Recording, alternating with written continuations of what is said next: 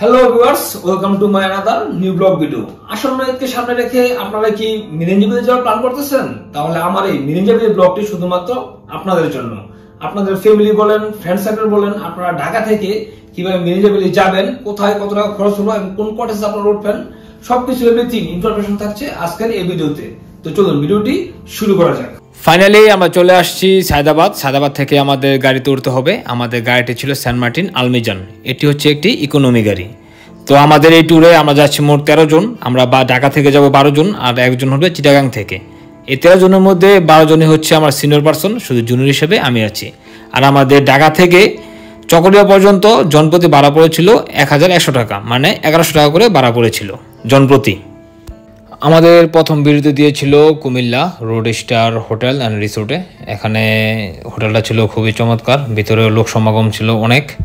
আর আমরা আমাদের এই ভোররাতের বা রাতের খাবারে নিয়েছিলাম গরু মাংস এবং রুটি। গুড মর্নিং বন্ধুরা এবং গুড মর্নিং চকরিয়া। আমরা এখন ফাইনালি চকরিয়া চলে আসছি। আমরা এখন সকালে এসেই আমরা ফ্রেশ ট্রেশ হয়েছি, এখন আমরা নাস্তা করব। আর আমাদের সকালে নাস্তা ছিল ডিম, পরোটা এবং ভাজি। ফাইনালি আমরা আমাদের চাঁদের গাড়ি ঠিক করে নিলাম মিরিঞ্জাবিলির। আমাদের চাঁদের গাড়ি ভাড়া পড়েছে 1500 টাকা।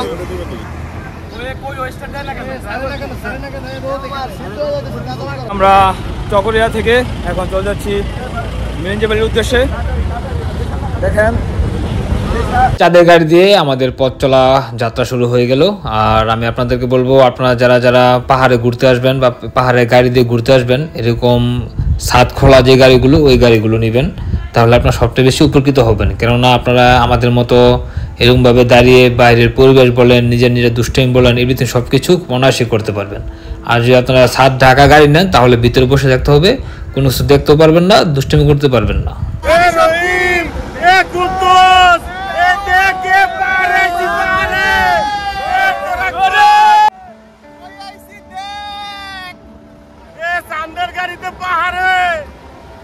পাহাড়ের সৌন্দর্য পাহাড় নিজেই। পাহাড়ের সৌন্দর্যের সাথে অন্য কোনো কিছুরই তুলনা হয় না, কেননা পাহাড়ের প্রতিটি বাঁকে বাঁকে রয়েছে নিত্য নতুন সৌন্দর্যের লীলা খেলা, যা আপনাকে বা আপনার ট্যুরকে সফর করার জন্যই যথেষ্ট। তাই আমি আমার ভিউয়ারদের উদ্দেশ্যে, সবার উদ্দেশ্যে বলি, আপনারা সবাই পাহাড়ে ঘুরতে আসুন। কারণ পাহাড়ের সৌন্দর্য নিজের চোখে না দেখা পর্যন্ত আপনারা কোনোভাবে বিশ্বাস করতে পারবেন না যে পাহাড় আসলেই কতটা সৌন্দর্য নিয়ে থাকে।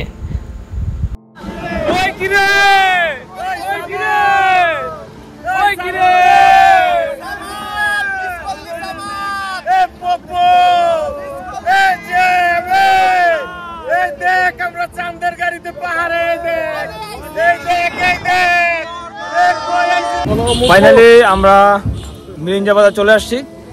এখন আমরা আমাদের যে 20-33 মিনিট ট্রেকিং আছে, ট্রেকিংটা শুরু করবো। 20-33 মিনিট। না না ভাইয়া, পথগুলো আমাদের লেট হওয়ার কারণ ছিল হাগানিত কারণ, তো ভেরি স্যাড। হুট করে বলে করে তো আসে না, প্রাকৃতিক ডাক বলে কথা আছে ভাই নাকি? এই হচ্ছে মিরিঞ্জাবিলি বাজার। এই বাজারে নেমে আমরা যে যার মতো কিছু খাওয়া দাওয়া করে ফ্রেশ হয়ে নিচ্ছি। এখান থেকে যেতে হবে আমাদের সেই Lama hill station and base camp. তো এখানে অনেকে বলতেছে যে 20-30 মিনিটের ট্রেকিংটা করতে পারবে না, তাই আমরা একটি গাড়ি নিয়েছি।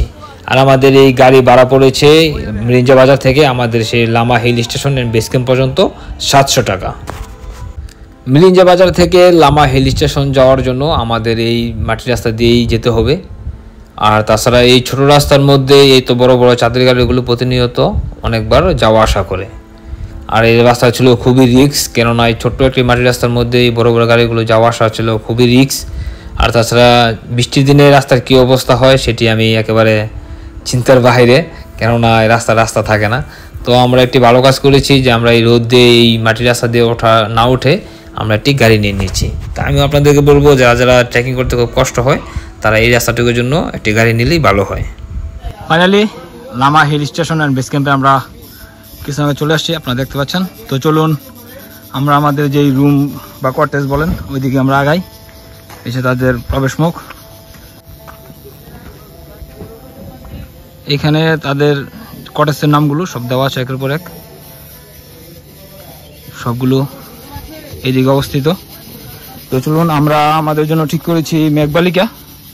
তো আমরা সবাই যদি অলরেডি মেঘবালিকায় চলে গেছে, আমি ভিডিও করার জন্য আবার আসলাম। তো আপনারা দেখায় যে আমরা কি টাকার পরিমাণে কি রুম পেয়েছি বা কি কটেজ পেয়েছি। চলুন, ফাইনালি আমরা চলে এসেছি আমাদের সেই মেঘবালিকা কটেজে। এই হচ্ছে আমাদের সেই মেঘবালিকা। এখানে সবাই যে যার মতো ফ্রেশ হচ্ছে। এটি হচ্ছে আমাদের ব্যালকনি থেকে ভিডিও করা। দেখতে পাচ্ছেন পাহাড়ের অপরূপ সৌন্দর্য, যা দেখে চোখ মন জুড়ে যাওয়ার মতো। তাই আমরা পাহাড়ের সৌন্দর্যকে আরও কাছ থেকে দেখার জন্য আমরা সবাই বসে এখানে সময় কাটাচ্ছি, পাহাড়কে উপভোগ করতেছি। বিশ্বাস করেন পাহাড় যে কী পরিমাণ সুন্দর সেটা হয়তো বলে শেষ করার মতো না। আমি হয়তো অনেক কথা বলতে পারবো, অনেক কিছু আপনাদের বোঝানোর চেষ্টা করব, কিন্তু আপনারা নিজ চোখে পাহাড়ের সৌন্দর্য না দেখলে কোনোভাবেই বিশ্বাস করতে পারবেন না যে পাহাড় কী পরিমাণ যে সুন্দর। অনেকক্ষণ নিজেদের মতো সময় পার করার পর এখন চলে আসছি আমরা দুপুরে খাবার খেতে। আমাদের দুপুরে খাবারে ছিল ভাত, ভর্তা, ডিম এবং মুরগির মাংস। এই সব কিছু ছিল আমাদের রুমের যে প্যাকেজের মধ্যে। এই প্যাকেজ হিসাবটা আমি এই ভিডিওর শেষ প্রান্তে আমি আপনাদেরকে সব বলে দেব। ফাইনালি আমরা দুপুরে লাঞ্চ করে কিছুক্ষণ রেস্ট নিয়েছি। রেস্ট নেওয়ার পর এখন আমাদের মেঘবালিকা থেকে একে একে আমরা সবাই বের হয়ে যাচ্ছি। দেখি হয়তো মাতামুহুরী নদী বা সুখিয়া ব্রিজে যাওয়ার চেষ্টা করব। আর অলরেডি কিছু লোক আমাদের বড় ভাইয়ের আগে চলে গেছে, তো আমরা এখন রওনা হব। তো চলুন দেখা যাক কি হয়। কেমন লাগতেছে ভাইয়া? ভাই ট্রেকিং শুরু হয়েছে।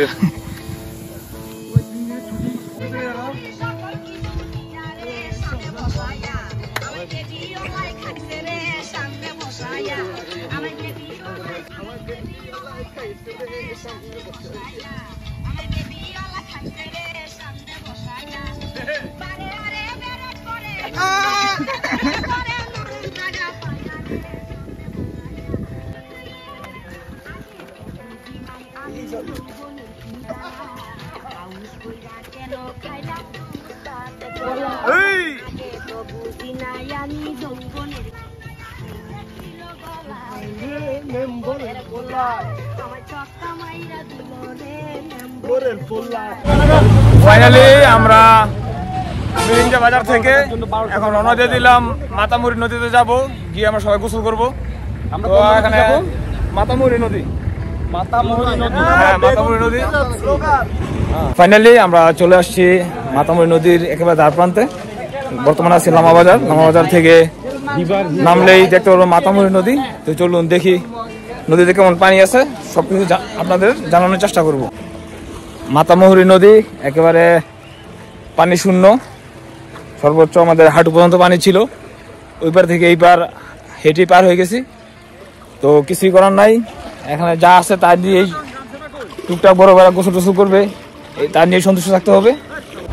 ফাইনালি আমরা মাতামুহুরী নদী কিছুক্ষণ থেকে এখন আমরা আবার চলে যাচ্ছি আমাদের সেই লামাহিল রিসোর্টে। সারাদিন ঘোরাঘুরি শেষ করে আমরা ফিরে এসেছি আবার আমাদের কটেজে। তো চলুন আমরা যেই কটেজে আসছি সেই কটেজ সম্পর্কে একটু ধারণা দেওয়া যাক। আমরা যে রুমে উঠেছি সেই রুমের ভাড়া পড়েছিল 3500 টাকা। আমরা 8 থেকে 10 জন থাকতে পারবো, তবে এর বেশি থাকলে আপনাদের জনপ্রতি 250 থেকে 300 টাকা তাদেরকে পে করতে হবে। আর এই 3500 টাকার মধ্যে আমরা কি পাবো? আমরা পাবো বিশাল বড় একটি রুম, তার পাশাপাশি হচ্ছে দুপুরের লাঞ্চ, রাতের ডিনার এবং পরের দিনের ব্রেকফাস্ট।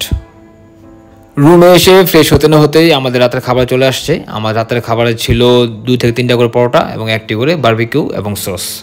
তাদের খাবারের কথা বলতে গেলে খাবার ছিল খুবই সুস্বাদু এবং মজাদার, প্রতিটা আইটেমে ছিল খুবই সুস্বাদু। তো মিরিঞ্জা ভ্যালির প্রথম পর্ব থেকে বিদায় নিচ্ছি, আর দ্বিতীয় পর্বের জন্য অপেক্ষা করুন। আশা করি দ্বিতীয় পর্বে থাকবে আরও নিত্য নতুন কিছু চমক। তো সবাই ভালো থাকুন, সুস্থ থাকুন, আল্লাহ হাফেজ। এবং অবশ্যই আমার চ্যানেলটি সাবস্ক্রাইব করে দিবেন এবং বেল আইকনটিতে প্রেস করে দিবেন যেন আমার চ্যানেলের নিত্য নতুন ভিডিওগুলো আপনার নোটিফিকেশনে চলে যায়। আল্লাহ হাফেজ।